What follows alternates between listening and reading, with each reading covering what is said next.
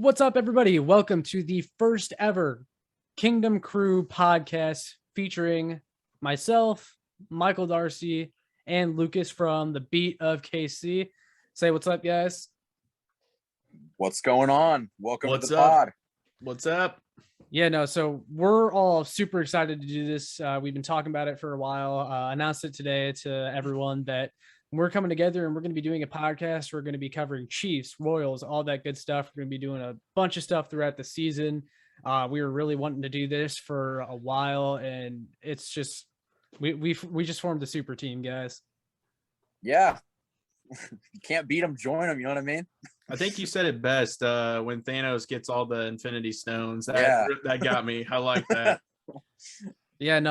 It's great because it's just it makes you really feel inspired to like really make this a huge successful thing, and I hope it does. And I know all of us collectively have a decent fan base going on, which can translate to success with our new podcast, but we can talk about all that later. Let's get into some Chiefs talk because we're in the thick of training camp, preseason. We actually got football to talk about.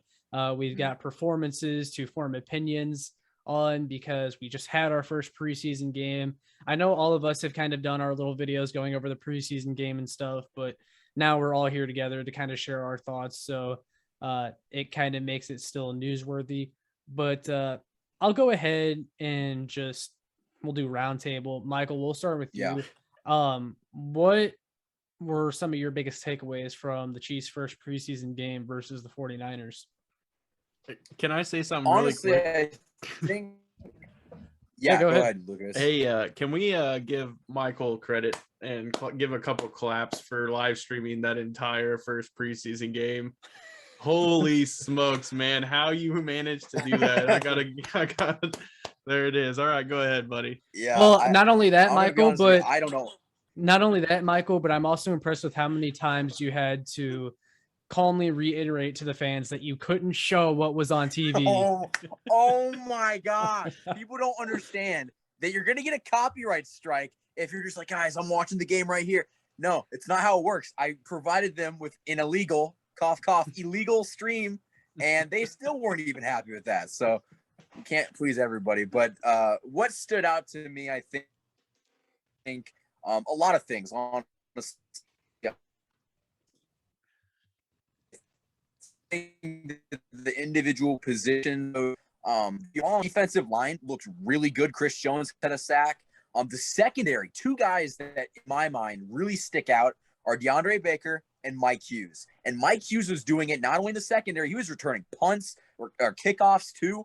I mean, he looked really good on all facets of the game. But I think the secondary is a lot better than I thought it was. And I'm really happy about that because I was a big the Chiefs really messed up by not bringing back Bashaud Breeland. But after seeing that first preseason game and seeing some of the depth that we had, I'm not really worried anymore. I mean, obviously, if we're if we're going to suffer a few injuries at some point through the season, we'd be a little bit stretched, but that's every team. That's not just the Chiefs. That's literally every team. If you suffer injuries, you're going to be thinner at that position. But I think it kind of just showed you that the Chiefs are confident in the team that they have. And I would honestly say that after that first preseason game that my concerns are much less. For sure. Yeah, I could agree with that. And I've said it now on my own. I'm really impressed with Mike Hughes as a returner. That was really refreshing for me to see just because I've been really disappointed with McCole Hardman, given his speed and his big playability, how badly he struggled as a return man and how the coaching staff continually put trust in him, even though he made boneheaded decisions time after time. Mike Hughes was out there running over people. He had some nice returns. And if that's the kind of return game we're going to have next season, I'm very excited. But Lucas, I'll let you go ahead and give some of your thoughts, some of your big takeaways from the first preseason game. For sure. I really wanted to focus in on the defense as well. I think we can understand that you have a pretty established offense. You do have some pieces that are going to be sprinkled in and some things you wanted to look at, like Noah Gray, Powell coming in when he were able to get in, see how this offensive line would shape up after obviously the first. But I was really honed in on that defense because I've been preaching If this defense can be top 15, you're going to have a very lethal NFL football team. And, I'm a big UDFA guy. I like to really see what undrafted free agents are going to make an impact and potentially make this team, because me and Michael talked today, there's a shot that you're going to have to pay some guys further on. Orlando Brown, Honey Badger needs an extension. So you're going to have to be able to hit on your draft picks, and you're going to have to be able to hit on some undrafted free agents. So I really been paying attention to like Devin Key. I like Bo Peep Keys as an option there at the cornerback spot. We're seeing some of those other guys step up in some very key roles. And, these young guys on the defensive line, like Mike Dana and Wharton and Tim Ward doing some good stuff. And those are the types of players that I like to really see be productive, because they have a good shot at making this team. But like we also talked today, I've been such an advocate on this secondary. They're going to be facing some tremendous receivers this year, but I again will continue to pound the rock, pound the table for these guys, because I think this secondary can be special. And it just got to stay healthy. Mm-hmm. Yeah, no, you hit the nail on the head there, Lucas, because they are facing a lot of talented receivers this year. Stephon Diggs again, Devontae Adams. Heck, their own division's got some horses, Cortland Sutton and Jerry Jeudy. It's going to be tough, but I definitely can agree with you guys that I came away from the first preseason game feeling a little bit better about our secondary. But since we hit on the secondary pretty much, I'm going to go ahead and shift over to basically what was one of the big focal points of this offseason and the offensive line. What did you guys think? And we'll go roundtable again of the Chiefs offensive line, the first look at the new offensive line. How do you guys think they did? And did you take anything away from their first performance together? Michael, we'll start with you. Yeah. Well, honestly, I believe that the starting offensive line got a quarter when guys like Patrick Mahomes only got a drive. Mm-hmm. But I thought that offensive line, there was a play where Trey Smith just absolutely pushed this dude and he went flying, and Clyde basically just had a clear path through the side of the field. I think this team is really, or this offensive line rather, is really looking good. And honestly, I was more impressed by how the offensive line performed. Not even the first string guys, the second string guys with like Nick Allegretti and the center Austin Blythe and a couple other dudes that aren't really going to start this season unless injury happens. They looked pretty good. And honestly, we saw what happened last year when you didn't have depth, and that's what came back to hurt them. But I think that the Chiefs have so much depth on this team, and that's with guys like Kyle Long and Laurent Duvernay-Tardif not even playing. So I was really impressed with the second string offensive line, but the first string offensive line, it's going to be special. Orlando Brown, he just is such a gifted blocker, and I think he's going to basically keep Mahomes scotch-free all season long. I think that Tooney's going to be great in the running game. We know Trey Smith's going to be good in the running game. Creed Humphrey, the rookie, he's starting. I think that he's probably going to win that job. That's why they brought him in. And Lucas Niang honestly looked pretty good too. This was his first game in it was his first NFL game, first off, but it was his first football game in over, I don't want to say a year and a half, 2 years. Basically almost 2 years, yeah. Yeah, and honestly, going up against, these were NFL competition because he went up against the 49ers first string defense. So it is a very good sign that our offensive line with all the new pieces was able to hold up the way that they did in just the first preseason game. Most definitely. Yeah, no. And Lucas, before getting to you, I want to say that, and I mentioned this myself too earlier today in one of my videos, but you mentioned it with Lucas Niang flashing in his first game of action or game in action. He, I think, gained some ground if he wasn't already ahead. But he gained some ground on Mike Remmers for that right tackle spot, because I think Remmers versus Niang is probably one of, if not the tightest position battle on the Chiefs right now. But with Mike Remmers out with injury and Lucas Niang looking pretty dang good in his first game, I think Lucas Niang, he's probably now the betting favorite to be the starting right tackle week 1. Lucas, what are your thoughts on that? And then just some of your other general takeaways. Yeah, I think for the offensive line, we have to understand that they really have to approach it with depth perspective because injuries will happen. And that was the biggest downfall to this team towards the end of the year is we ran out of steam and we really ran out of players to plug in. I mean, we were putting guys out of position. So for us to have depth at the offensive line, I think that's what's most significant because if a guy does go down like a Lucas Niang or an Austin Blythe, and Creed Humphrey and Austin Blythe can step in there or a Mike Rimmers can step in there. I think those are still good pieces to add in there and your offensive line doesn't take a hit where like last year we were having to stick Mike Rimmers at left tackle in the Super Bowl and way out of position. Allegretti was, playing left guard, which there's nothing wrong with that, but you're asking a lot for a guy who was drafted pretty deep down in the draft. So I like the depth that we have. We still have Kyle Long coming back from an injury. One of the big things too, though, that I really, we kind of hit on it again today because we really were talking a lot is, are they going to roll with 4 tight ends? You obviously know Travis Kelce is going to make the squad. There's no way he's not going to make the squad, but you really start to go into question is Blake Bell going to stay on this team? Is Jody Fortson going to find a way to make the squad?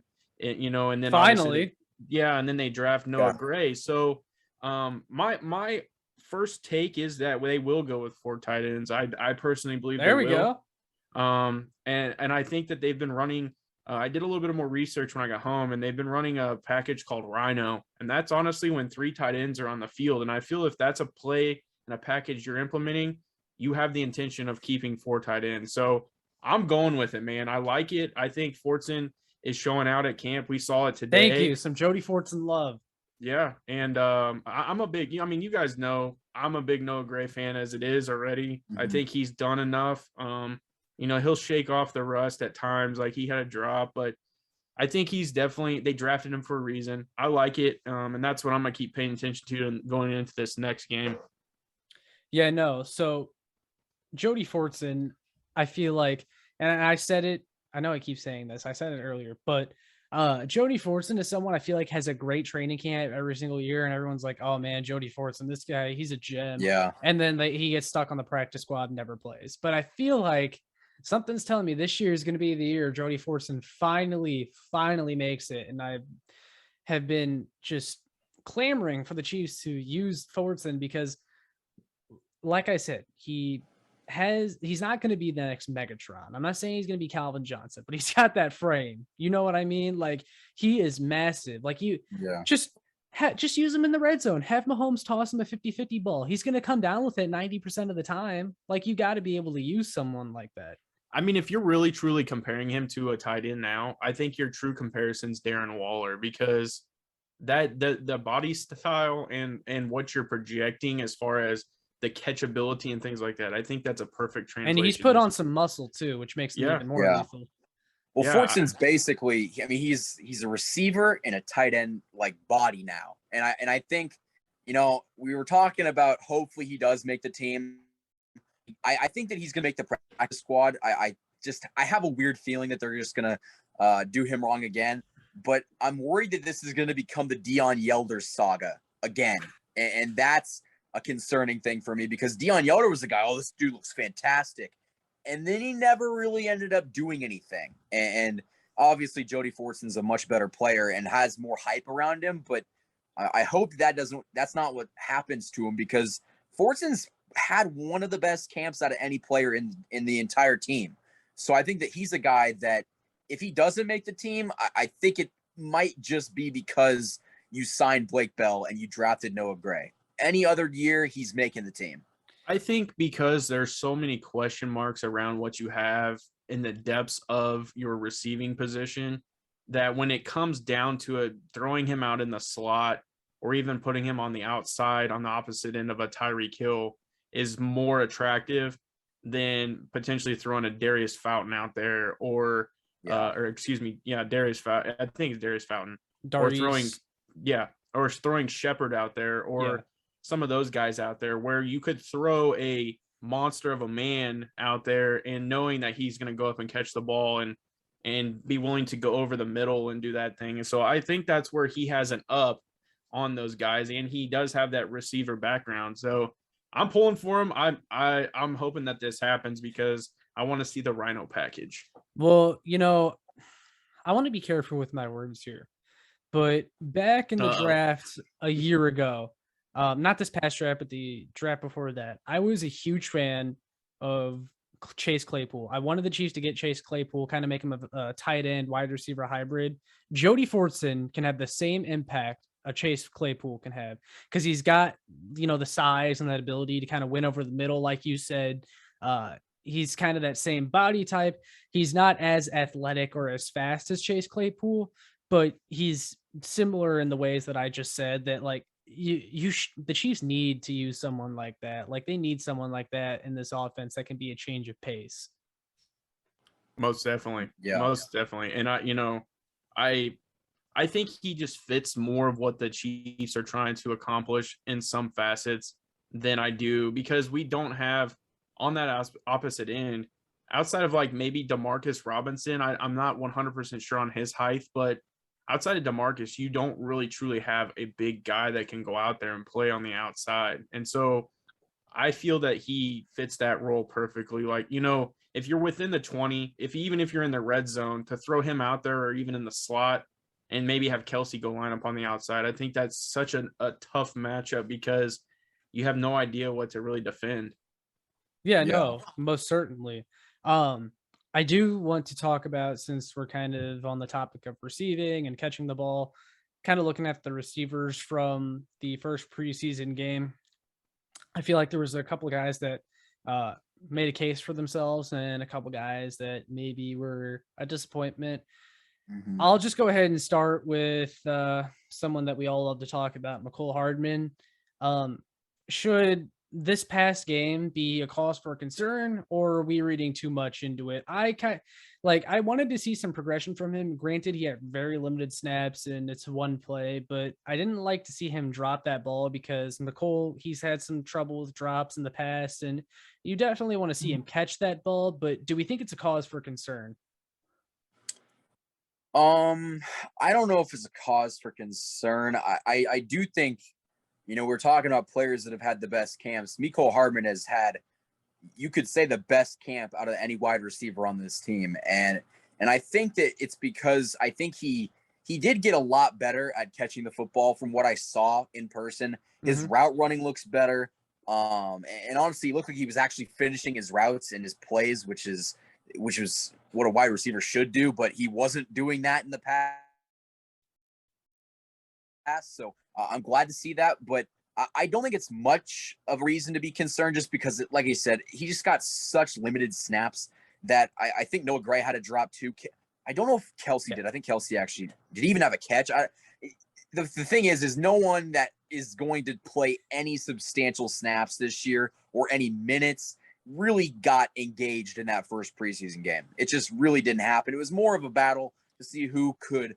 Honestly, I think that the guys like Maurice French and Darius Shepard and Fountain, those guys are really battling for a practice squad spot, at least in my opinion. And I think that's kind of why I think they got the majority of the look, so to speak. But, you brought up the receivers, and I kind of wanted to talk about this as well. Cornell Powell is a guy that I'm really disappointed that they're not getting him more engaged in the offense. He's a guy that, in my opinion, besides Tyreek Hill, he might be the best route runner on this team. And I honestly don't even think that's that much of a hot take. Oh, wait. Kelsey's better. I want to clarify that. Kelsey and Hill strictly receivers, though, you're correct. Yeah. And I just think that he got targeted a couple times at the end of that game, and he made two great catches. So it's just like, there's obviously some reason why he is not having the impact that he should be having, because he's got the talent and he's just not getting the looks and the opportunity. And you can see that even in camp. Well, go ahead. Sorry, Lucas, I'll let you get your words in a second. I wanted to ask you guys, because my friend mentioned this, and I'm not sure if it's 100% true because I didn't get to catch the end of the game much of when Cornell Powell was in. But from what I heard, is it true that Garrett Dieter is still ahead of Cornell Powell on the depth chart? I'd have to look, but I'm pretty sure. I'm not sure on the depth chart, but here's my perspective. I kind of mentioned it in the end of the live stream. I think that they know what a special talent Cornell Powell is. I understand them not giving him the full reps like we may have wanted as fans. I think that, again, you answered it yourself, Michael. I think that they're giving these guys an opportunity to show out to make the practice squad. Yeah. And I think they feel that Powell's already made this team. And I wouldn't be surprised if you see a lot more of Powell in this next game, just because this was his first game. It was a way to implement him into the NFL environment. And it wasn't in such of a stressful situation where he goes out and is running around and drops 3 balls in a row and is kind of having that situation. I think they slowly worked him in. And I think you'll see more of him this next game, just because, they wanted to see what a Marcus Kemp can provide. They wanted to see what a Fountain can provide. They want to see what those guys do, because then they'll slap them on the practice squad. And we have Cornell Powell going out there every week, weekend on Sunday or Monday or whatever, and he's playing just normal snaps. No, that's really fair. And really quickly, let me add this. Yeah, go ahead. My biggest thing, it's not even that he wasn't getting the proper looks in the preseason game. It's just when I've been at training camp, and I've been there like 7 or 8 times, he's not getting any receptions. He's not even getting any looks. Like, he's running with like the 3 and the 4s, and he's not even getting any receptions on those squads. That's what concerns me. It's not that he's not doing anything in the preseason game, because we've seen plenty of Chiefs receivers that didn't really have an impact in the preseason, but they showed out at camp. And Cornell Powell has been, I don't want to say underachieving, but he's just been very, very quiet. Well, my question for you on that is look at Byron Pringle, for example. I mean, Byron Pringle was an undrafted free agent who had to go to the practice squad at some point, but look where he's at now and has earned his way to that point. And I think that Powell is a similar situation. He didn't play a ton of snaps at Clemson, and he wasn't that featured guy at Clemson. So, yeah, but he does block well, and I think that's what a lot of what they've envisioned him doing, and then going and doing everything else. But I think he'll work his way in, and I think he'll definitely earn that spot, because if you really think about it, they didn't sign DeMarcus right away. They waited and waited and waited, and then finally brought him back in. So with DeMarcus only on a 1-year deal, Powell could easily fill in to what that is next year. You have Mecole still there. You have Travis Kelce, Tyreek Hill, and then now you're starting to talk like Cornell Powell and some of the, Byron Pringle's still going to be there. So basically, I think they're going to be working him in and replacing DeMarcus in the future. Yeah. Yeah, well, and this is good dialogue we're having, because I think, other than Cornell Powell, there's a lot of receivers on this team that just are really interesting case studies, because they're, like I've said before, a lot of guys that, probably aren't bona fide 2s or even 3s, but they can all give you a little bit of everything, to where you don't need a bona fide 2 or 3. Like, I thought Darwin Fountain looked really good in the first preseason game. And from what I've heard, he's gotten a lot of hype in training camp, or just a lot of hype in general. He's someone that I guess a lot of people have always thought had potential, and he's a really good athlete, just hasn't gotten the opportunity so far. Maybe the Chiefs give him that. Antonio Callaway, who's currently hurt, we heard really good things about him until he got hurt. Obviously didn't play in the last game because of that. So, I mean, if it's not Mecole, if it's not Cornell Powell, I still have faith that this Chiefs receiver group has enough to get by, because there's a lot of guys that I think if they reach it's almost similar to the cornerback group. There's a lot of these guys that could they bust? Maybe, but if all of them reach their ceilings, it could be a hell of a group. Yeah, I think that's honestly is something you got to really look at too. And I think that's why it's so tough for them, because, you're really going to have to evaluate that, because we were talking 4 tight ends. Maybe that is something that they feel like, hey, we need all these receivers versus the tight ends. And we see one of those guys sneak onto the squad, because you did mention Garrett Dieter. Marcus Kemp has been showing out in camp, and we know that he's a good special teamer. That's something to always consider. So, it's going to be interesting to see what they do. And I wouldn't be surprised if that is what is mostly heavy in that practice squad, is receiver, just because I mean, and another thing is like Byron Pringle has been looked at very heavily on the special teams for kick returns, and we know he ran one back last year against Denver. So, I think Byron Pringles has earned his spot finally, and I think he'll definitely be making the squad. So, yeah, it's going to be very interesting. Yeah. No, certainly. I mean, they got a lot of options, and I think you nailed it, Lucas. I think they're going to have quite a large number of receivers on the practice squad, and I really wish the NFL would stick to the expanded practice squad number, because there's just so many guys that I like that I kind of wish they would stick with that, so you can keep more of those guys. Because I mean, we haven't even talked about guys like Darius Shepard and Maurice French who still have potential. There's just so many different names, but moving on. Who's the kid from Notre Dame, real quick? Finke, something Finke. Is his first name Tim? He's not even on the team, I don't think. Is it okay? Because I remember think we cut him. Did they? Okay. Yeah. Scratch really that. quickly, I thought about this when you brought up, Josh, about the NFL. This isn't really Chiefs related, but I thought, hey, it's something fun to talk about. I think we all have a pretty sparked opinion on this.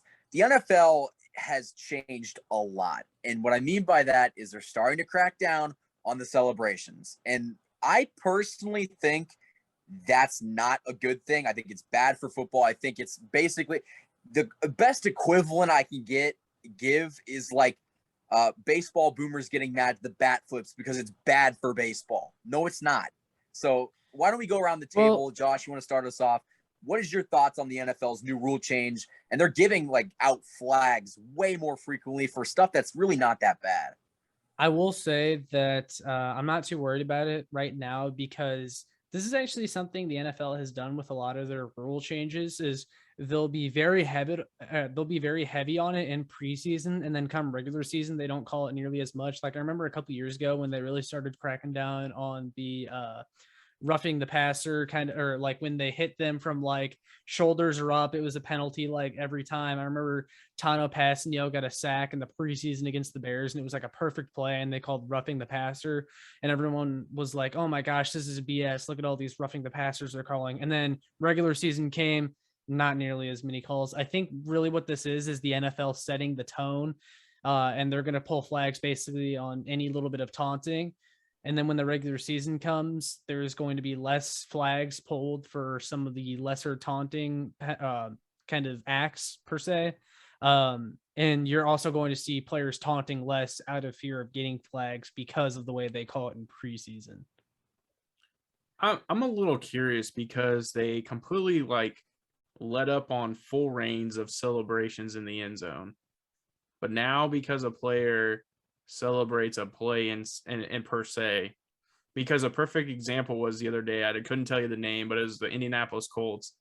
The guy literally drugged the entire defense, comes out of the pile and is celebrating, and the ref immediately throws a flag. And I'm thinking to myself, we have guys getting bowled down in the end zone by a fake bowling ball and their pins, and that's acceptable, but you can't get up and get in somebody's face because you just drove the opposing team 15 yards.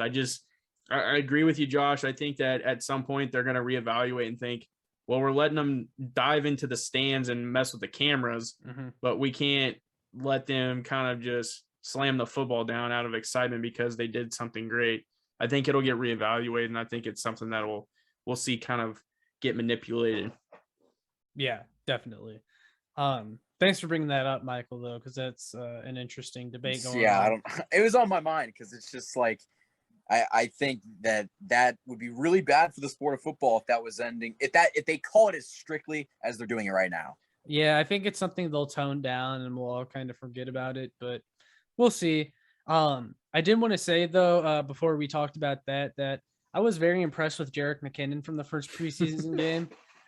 Yeah, see, Lucas, you were ready for it. Jerick McKinnon looked really good, and I love it because he's the kind of player that I think he was handed this perfect scenario where he's this running back that, has suffered through some injuries, probably got jumped when he was in San Francisco on the depth chart just because they were used to life without him.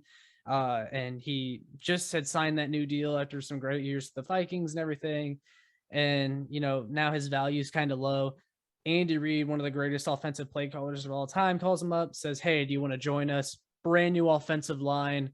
He looks totally rejuvenated, and he was really impressive in that first preseason game. And I'm just really excited for what they have in store for him. What do you guys think? Michael, go ahead. Yeah, I've been on the Jerick McKinnon bandwagon for a while now. I think that honestly, the Chiefs are probably going to take 3 running backs. I'd be surprised if they carried 4. If I they think keep those guys are.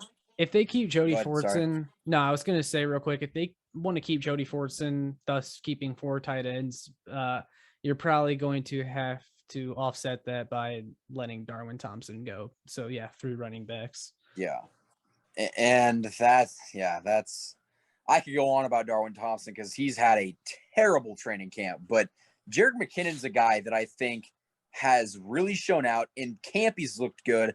In today's post training camp video, I was talking about how elusive he is. I mean, he's able to catch the ball to the backfield, and he's just able to cut up field, and he looks really, really good. And it's something that I don't want to say that Daryl and Clyde can't do, because Clyde does what Jerick does probably a little bit better, obviously. But Jerick McKinnon is a better finesse back, so to speak, than Darrell Williams. Darrell Williams is going to get the rock and he's going to plow through you to get the first down on like 3rd and short situations, or in moments where you need really tough yardage.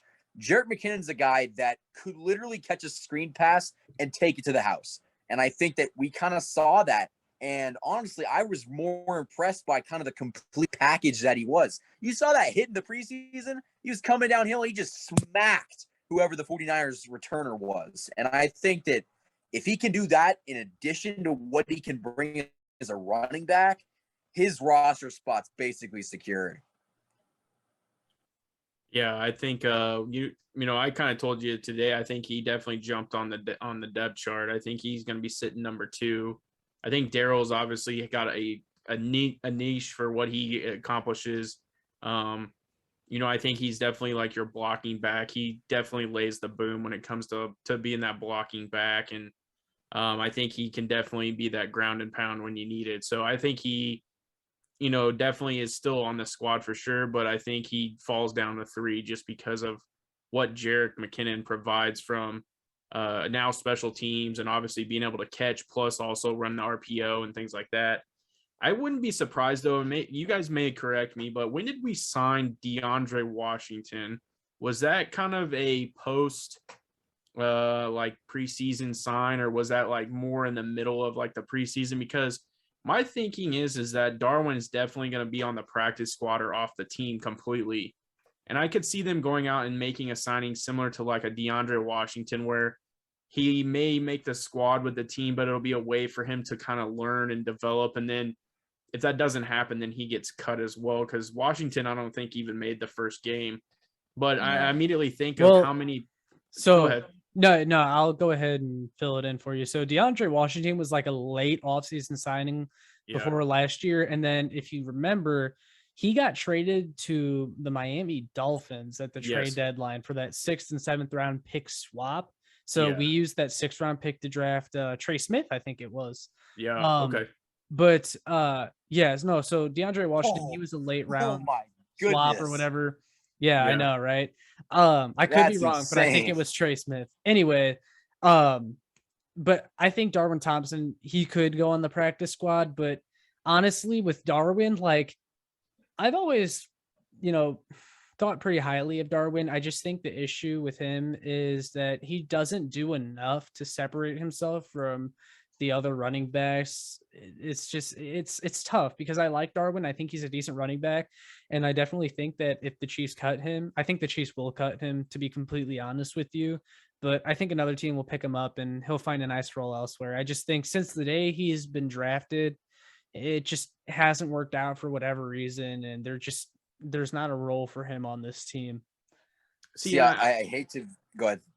I was kind of hoping, and I think that there's, because of how many backs Houston has, like Phillip Lindsay's down there, Mark Ingram's down there, Rex Burkhead's down there. I mean, those guys are loaded. If one of those guys gets cut, who's to say you don't? I mean, I always wish Phillip Lindsay would have played for the Kansas City Chiefs. I think he fits perfectly to what we're trying to accomplish. But, who knows? I think by adding a weapon like that, just to pair with everything we have is just an additional piece, kind of like a Le'Veon with a lot less risk. I think, they would be more accepting to be on a Super Bowl potential team versus, being on the Houston Texans. So I think it'll be interesting to see what happens at the running back position, just because I think we have enough, but we see that injuries happen, and it'll be interesting to see what they end up doing with that position. Well, really quickly, going back to Darwin, and I was a huge Darwin Thompson fan. I think that he has a lot of talent. I was high on him, and it really kind of started to shift towards the end of last year. And I think, and honestly, I hate to be that guy. I think his biggest downfall, unfortunately, is his height. He just cannot do what. Okay, there's a different body type that Clyde and Darwin Thompson have. Darwin Thompson is short, but he doesn't have the bulky and the stockiness that Clyde has. Clyde's a short dude, but he's got some tree trunk legs, and he's a guy that you're gonna have to actually push him out of the way. Darwin Thompson's a guy that if you literally just get the leverage on him, he's light enough to the point where we've seen it in the training camp practices. You can lift him off the ground and just throw him to the ground. And it's really unfortunate, because I think that if he was a guy that was 6'1", 6'2", 225, he might be a top 5 running back in this league. He's got the talent. It's just, unfortunately, he doesn't have the body to go with it. And I just think that, I think Josh said it perfectly. He just doesn't do enough well. He can't block. And for a guy that really has to fight his way onto the field, if you can't do that, and that's a major way these running backs get acclimated to the system. If you can't do that, you're just kind of out of luck. Yeah, it's unfortunate because, you mentioned it. He's got a different body type than Clyde. Darwin Thompson, I'm always going to be a Darwin Thompson fan, because he's always had that underdog mentality. People have told him he's too small forever. And I mean, even though he's probably undersized, too short to be a running back or play in the NFL, he really has worked very hard, because he is rocked up. He has made for his lack of size. He's made up for his lack of size by hitting the weight room probably every day. I mean, he is. Well, and you brought it up. His work ethic is very, very good. In training camp, he's always the last one on the jugs machine, and he was running sprints up the hill. It's just and that's why it hurts so much, because he's got the work ethic and he's got the talent. It's just not coming together. And that's why it's sad. It's really sad. Yeah. And the reason why Clyde, I think, is so much better than him is because the center of gravity part of things. It's not even so much that Clyde has, because Darwin Thompson, I mean, that dude front squats 600 pounds. He's as strong as a defensive tackle, but he's a running back. The problem is he just doesn't have that center of gravity. And something I noticed that he does a lot that kind of hurts him is he leaves his feet way too often, tries to hurdle guys, whereas he probably needs to work on running through them or going around them. He leaves his feet too much. It's an injury concern as well. And like you said, Michael, it just sucks, because I've always been a Darwin Thompson fan because of the aforementioned reasons. But I think when he's ultimately let go, he will find a nice home somewhere else. Because look, when he got carries back when he was a rookie, he impressed. He definitely has some good traits. And I think he deserves a spot on an NFL team. I just don't think there's room for him on the Chiefs. Do you guys want me to say it? Go ahead. Darwin Thompson, he out of here. It's painful to hear. It's really painful to hear. But he's definitely going to get a job somewhere else if we do cut him, for sure. I don't know. I'm on the opposite end. I think that he'll stay with the Chiefs until no more. I think he'll end up being on the practice squad, and that's just my thoughts. I think that he sticks with Kansas City and kind of has that feel here, and I just think he'll stick around. I think he'll find a way. Yeah, well, I mean, look, the truth is running backs, they miss an average of 2 games per year. Running back, we've seen it before. It's a position that can quickly be depleted. So maybe you're right, Lucas, and maybe Darwin Thompson does stay on the practice squad, and they keep him around just in case, because I mean, at least he knows the offense. He's flashed before. So, I mean, I there's a mean, lot of things that could we've all happen. seen the movie Rudy, and I mean, I think Andy has a little soft spot for Darwin because, in all honesty, he shouldn't have been on the team last year, but he was. And I think when you see someone put in the time, the effort, even though this is the NFL, you can find a spot for those guys in the practice squad. Or I mean, he made some pretty significant plays on special teams. I remember he picked up the fumble and started to run towards the end zone, even though he started running towards the sidelines a little bit, but he was still able to make plays and do some stuff. So I think he sticks around. Yeah, no, it'll be interesting I hope to so. see. I hope you're right. Yeah. Couple more things before we wrap up, though. I wanted to highlight the defensive line a little bit from the preseason game. I definitely think it was good to see them actually get pressure, get a lot of sacks. I mean, Tim Ward was out there getting the sacks. Tershawn Wharton, Colin Saunders, Chris Jones looked like a beast as always. Even with no Frank Clark out there, they seemed to do pretty well. I know we can't put too much stock into it. And Colin Saunders, I even admitted that I may have been a little bit wrong about him because I thought he was going to have a tough time making this team. And maybe he still won't make the team. But as I've mentioned, if he doesn't make the team, it won't be because of this first preseason game, because he actually did pretty well, got pressure on the quarterback. But I want to hear from you guys any big takeaways from the defensive line performance. You want me to start? Yeah, I'll go first. Okay, go ahead. I'll go. Oh, do you want to go first? I don't really care. I can go. We kind of talked. Right. We definitely kind of hit on this in the post camp today. I was always. It's gonna sound crazy. I was for Colin Saunders when he got drafted. Realized that there was a lot of hype about him just doing backflips, and it didn't translate right into the NFL immediately. I think he definitely had to learn. That it's a much more physical game than what he was experiencing. And there was a lot that goes into it. So I think he's definitely put in the time, put in the work. Because I did notice today when he was walking down, he wasn't as, I guess you could say, thick as in unathletic.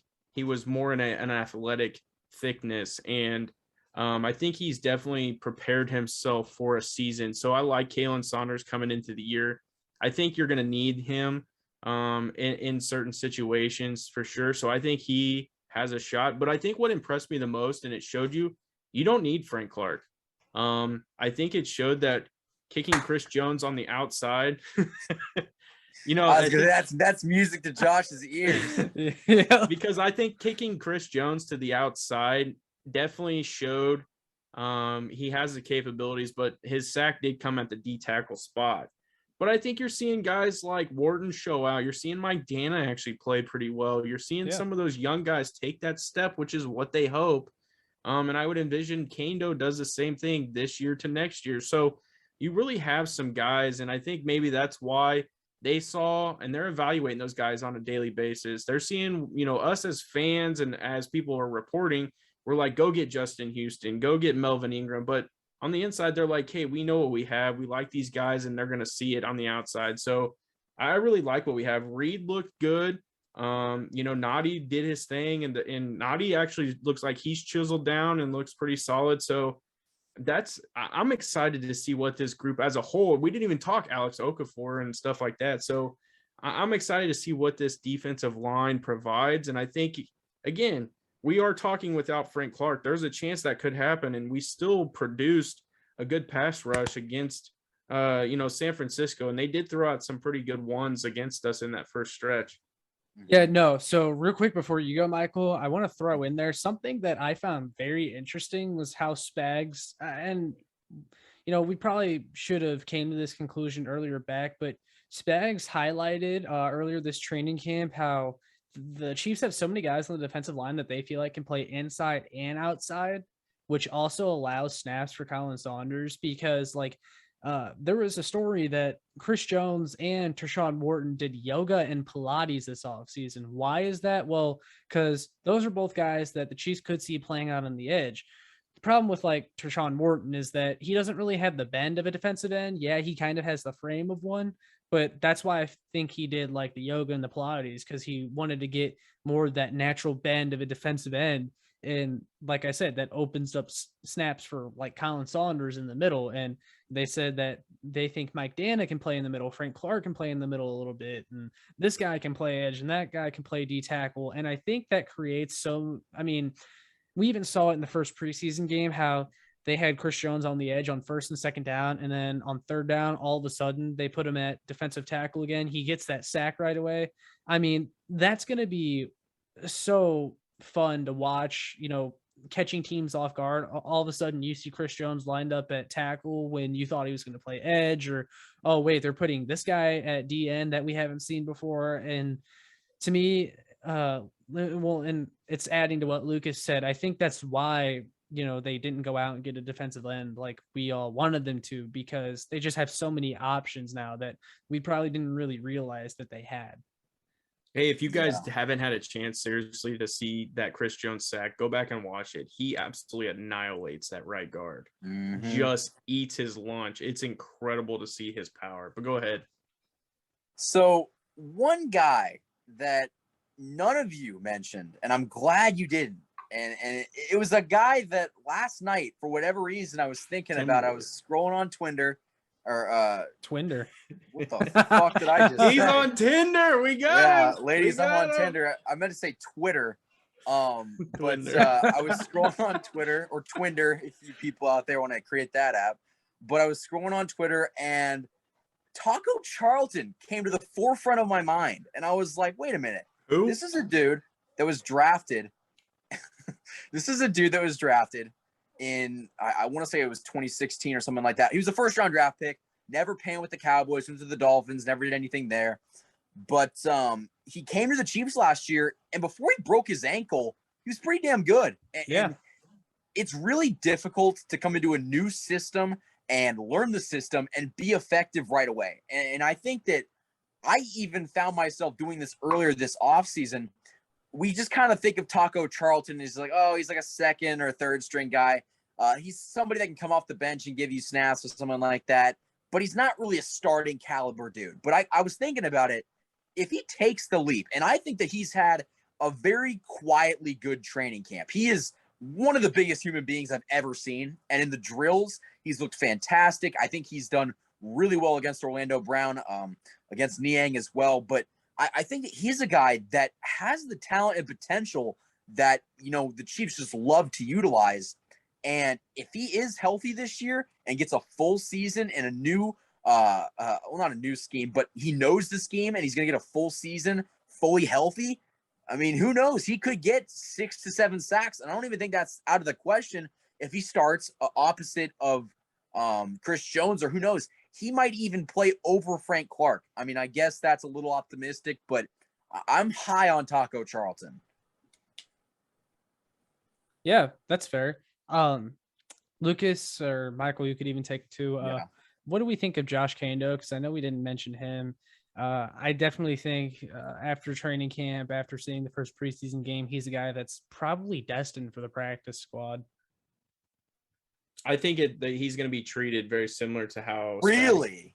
I think he's going to be treated how Spags does with the linebackers. I think Kando will be similar to like a Dana, where you may see him here and there, but I think he'll work his way, learn the system, and then be probably more of an impact player next year. I think he's got too much more athleticism than a Tano Passanha did, and Tano was out there last year. So I think he's just got to learn the system, and they drafted him in a position high enough to where they had to at least see or envision something for him. I don't think they take him where they did and not keep him on this roster. So that's just my thoughts. Well, honestly, go ahead. No, I was just gonna say the reason I say destined for the practice squad is because looking at it now, I mean, they have so many options. Like, how many linemen do they keep? 9, 10? Is Kando a part of that? I'm not sure. But kind of like how Lucas said about Mike Dana, and I did write about this relatively recently. I talked about what are realistic expectations for Kando year one. We should expect him to have a Mike Dana type impact because he's a better athlete than Dana. He even though he had underwhelming production at the college level, he had more production than Mike Dana did at Michigan. I mean, he was only at Michigan for 1 year, but you get my point overall. He went against better competition than Tano Passanio in college. Like, there's no reason he couldn't have that type of Mike Dana impact year one. I just haven't seen anything indicating that would be the case so far. And that's kind of why I say that. But Michael, go ahead. I would be very, very surprised if they put him on the practice squad. I think, unfortunately, well, not even unfortunate. I just think that he was drafted in the 4th round this year. There's a better chance he makes the team than Colin Saunders makes the team. And I think that the reason is I think that's I think Colin Saunders is going to make the team too. But I think that recency bias, and Colin Saunders doesn't have as much potential as Joshua Kando. But, you know, I live tweeted this from training camp. You can see in some of the drills, he's got a lot of talent. It's just, can he put it to use against NFL competition? And can he do it frequently? And what is his role going to be this year? I think it's going to be like you said, a Mike Dana type role. I think it's probably going to be a little bit less because I don't think that he is going to learn the playbook as quickly. I could be wrong, but I think that Joshua Kando is a really big developmental piece, and that's why I wasn't really happy with the pick in the moment, because I was like, you don't really need a project piece in the 4th round. That's what a guy like Trey Smith was, but then he showed up and showed out.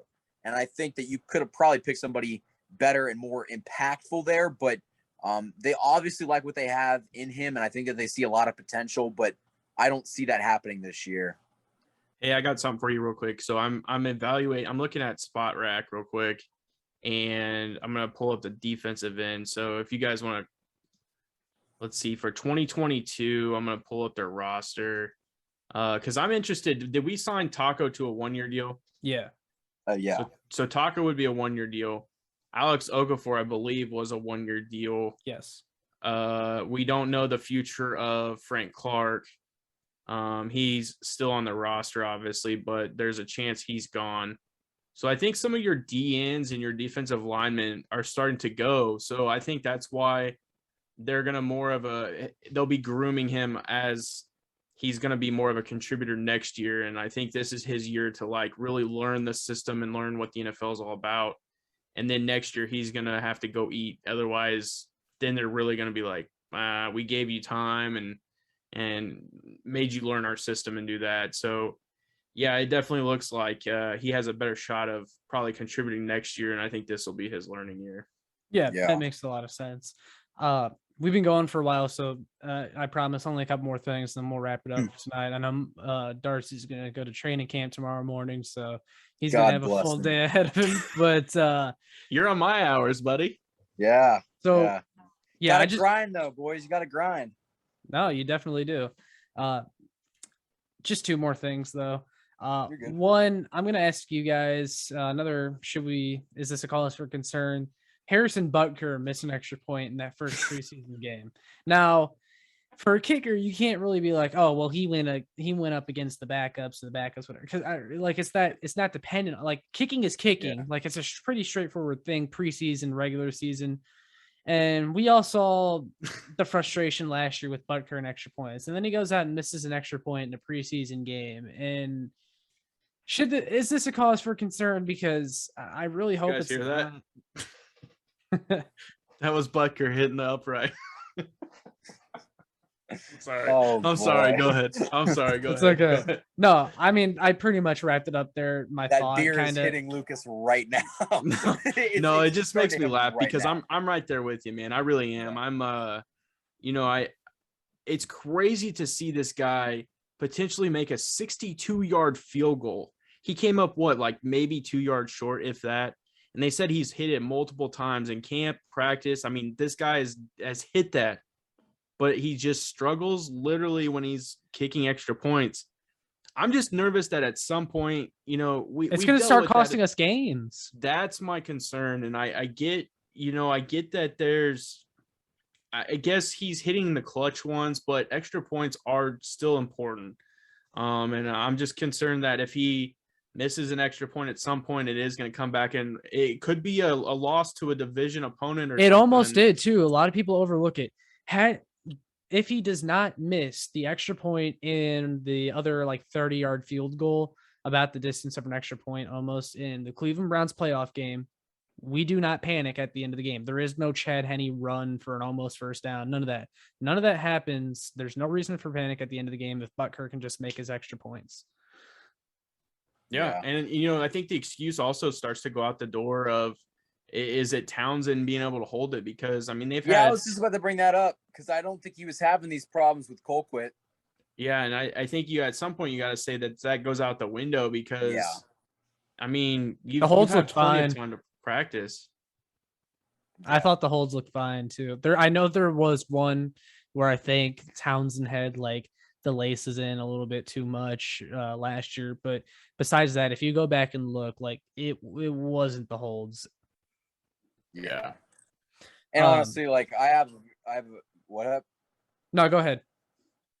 I have a soft spot for Butker. He's a really cool dude. I kind of sort of know, I don't know him personally, but I know people who know him really well, and he's a super cool dude. But there's only so many times that we can kind of excuse this. I sometimes like to think, hey, he makes the 58-yard field goals when we need him to. Is that worth the trade-off of the missing the extra points? And to me, I feel like it kind of is. I mean, I'm still concerned because, dude, you're nailing 58 and 59-yard field goals, but you're struggling with extra points. This is easy. Like, I think Lucas could go out there and kick extra points. I mean, sign him up. But yeah, he told us that he could be like, what, a 90-something overall in Madden as a kicker? Yeah. I would have outdid Tommy Townsend today. Tommy Townsend shanked like 100 of them today. So yeah, sign me up. Yeah, and I think that honestly, Butker is probably going to be a little bit better at that this year. I was actually looking on not Twitter, and apparently I think the beer's getting to you, buddy. Yeah, seriously, I'm sober as hell right now. But so I was on Twitter, and apparently behind Justin Tucker, Harrison Butker has like the highest. Yeah. I think it's field goal percentage out of any kicker in NFL history, which is impressive. Very, very impressive. It's a large enough sample size to this point too. Yeah, it's not like he's been kicking for 1 year. And I think that my overall opinion on the Harrison Butker dilemma is that he's come up clutch more times than he's failed us. And for what he does in kicking the 58-yarders, I think it kind of outweighs the missing the extra points. I know a lot of Chiefs fans still get angry at him. They just say, you should be able to kick a football. And I get that. But we've seen in the past, you think Cairo Santos is hitting a 59-yarder? No, I don't think he is. I mean, maybe he does, but actually, maybe he did actually one time. Was that in Denver? I could be just going off the rails right now. I don't think Santos quite has the leg power or I don't know what it was probably suck up. Yeah. Suck up. But I still think that Butker is his good outweighs the bad, at least. Yeah. No, I can agree with that. I just hope it doesn't continue to be an issue, but glad we were able to talk about it. Now, I want to talk about this because it was probably the biggest thing coming out of training camp today. And no, both of you were there. Juan Thornhill running with the threes. What's up with that? You want me to go? Yeah, you go ahead. I think it's more reps. I don't think there's anything to buy into. I think it's I don't even think it's anything to be concerned about. Personally, I think it's just way to get him caught up on seeing different repetitions and different people throwing the football. And I even think Andy even said in his presser, like, this is just, again, more repetitions to get on his leg. And there's nothing to even read into. I think it's, we talked, Armani Watts, obviously pick is looking good. You have Dan Sorensen and what his role is going to be. Do you want, and then this is a question that was proposed, do you want Dan Sorensen being the starter? I personally don't. I think Thornhill still fits that better just for what we run. And I think, again, it's just a way to get him out there, get him some more reps. Because I do think he's had a groin injury that kind of hindered him a little bit early on in camp. And so this is just a way to continuously get him caught back up. I'm not reading into it or buying into it. I think it's definitely he's going to be the starter on day one. My kind of, and Michael, I'll let you go. Just my kind of concern is like, there's got to be some kind of reason just behind the repetitions as to why he's running with the threes. Because at this point, Juan Thornhill, he's going to be entering his third season. You know, there's veterans on this roster that, you know, aren't going to start, but you don't see them run. Like, there's a reason you don't see Mahomes and Hill running with the third and fourth teams, you know? So it's just it's kind of odd to me why they'd have him running with the third teams. Now, I don't know if you guys remember, if you can answer this, but at training camp today, was it Thornhill like running with the ones, twos, and the threes, or was he like completely sitting out of the ones and then like running mostly with the threes? No, go ahead. I think I saw him running a lot with the twos and threes. I didn't really see him running with the ones. I didn't. Well, and that's the thing too. I noticed they ran a lot of base today, so it was a true 4-3. So you had 3 linebackers out there. In a lot of the situations, I can even go back and probably pull some film and look, but yeah, I'm pretty sure they ran a lot of base today. And you know, one person that I kind of mentioned to Darcy today is that I really haven't seen Will Parks be talked about at all. Mm-hmm. He had a good preseason game too. Well, yeah, and not even from a special teams perspective. So maybe that's another reason why we're seeing Thornhill get in there to get more reps. I think you would probably give those to like Armani Watts or a Devin Key. I mean, I know Key plays obviously the same position as the Honey Badger, but maybe throw Key out there in some positions and get those guys maybe more reps. But that's why I'm not really buying into it, because I think if that was the case, you know, Will Parks would have been out there or something like that. Maybe he's just not going to make the squad. So they're giving Thornhill more reps. Yeah. I think, honestly, I don't think it's anything to be worried about either. I did bring it up in the initial recap video because I was like, hey, it is a little bit interesting. It is a little bit fishy because I said this in the recap video. I feel like if the Chiefs valued Juan Thornhill as much as I thought they did, they wouldn't risk the injury concern. A guy that's dealt with the torn ACL, a guy that even recently is dealt with the groin issue. I mean, I remember seeing him not today, but a couple weeks ago. Looks like he was limping a lot from that injury. And I was going to say, obviously he looks better now, but they must be trying to get him caught up to speed. Also, I noticed that, you know, he tweeted today too, and it was just kind of like the thinking face. And so I think a lot of people are looking into it because of who it is. And we've seen what Juan Thornhill can provide when he's at 100%. I think that, who's to say too, because we don't know what goes on behind the scenes. Maybe he goes to Spags and is like, hey, I want to get some more quality reps. Mm-hmm. I want to get out there. I want to do this. And then us as, you know, viewers and media and things like that, we're like, oh my God, Thornhill is running with the threes. Like, I mean, who knows? He maybe could have went to him and been like, hey, I want to. I mean, we've talked to Darcy, and that's something we haven't even talked about is the backup quarterbacks, because we know Patrick Mahomes is special, but freaking Gordon, if you go back and look at his stats and what he's been able to do, you know, maybe he wants to see what Gordon provides as a perspective, as a comparison to another quarterback. I mean, I just think that there's a lot that could be going on that we just don't really see or understand. And that's, you know, if this becomes a trend, then yeah, it would be a thing to be concerned about. But if he's doing it maybe once or twice here and there, I don't think it's anything to even buy into. Well, you almost have to wonder if the Chiefs are still concerned about Juan Thornhill's injury history and the knee, if there's something going on there, because Armani Watts running with the ones, like, that's kind of strange because they've almost never shown any interest in getting Armani Watts snaps with the defense. So maybe they should. He's pretty good. Maybe I'm an Armani Watts stan. Maybe they're preparing for Thornhill to maybe miss some time. Maybe that's why they signed Will Parks again, more Thornhill insurance. I'm not sure. You almost have to kind of think about it from that aspect too. You know, is there something we don't know about Juan Thornhill's injuries that the Chiefs aren't telling us about? Maybe we'll see Earl Thomas in a Chiefs uniform. Well, you know, it almost happened a couple years ago, so I know. I don't know if he'll sign anywhere now, but no. But yeah, I could honestly see that being, if it really truly is a concern, that would be a spot that they look when, cuts are happening, because, I don't think Parks makes this team, especially with him not even being out there. I just personally not seeing him at all. Even I could be wrong, but I don't think he played in that preseason game. No, he did. He had a pretty good tackle on special team. Okay, well then, but that's the thing though. You know how many guys like Armani Watts and Darwin Thompson and really cheap talent could do on special teams what Will Parks could do? Like, Will Parks is getting paid, and the Chiefs would rather not pay him. So I could definitely see them cutting him, especially because he's had a really quiet camp in which he's not really getting any substantial snaps. And I would feel like he would if he was going to get that role that we kind of thought that he would. Yeah.